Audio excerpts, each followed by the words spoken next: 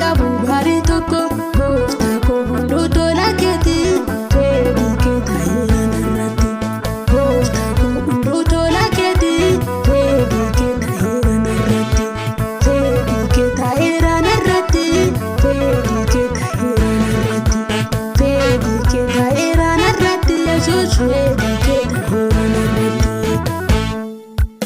Akkamittiin dhuftee gara koo an hojjedheen qabu barii tokko gooftaa koo hunduu tola keeti fedhii kee ta'eera narratti gooftaa koo hunduu tola keeti fedhii kee ta'eera narratti fedhii kee ta'eera narratti fedhii kee ta'eera narratti fedhii kee ta'eera narratti Yesuus fedhii kee ta'eera narratti.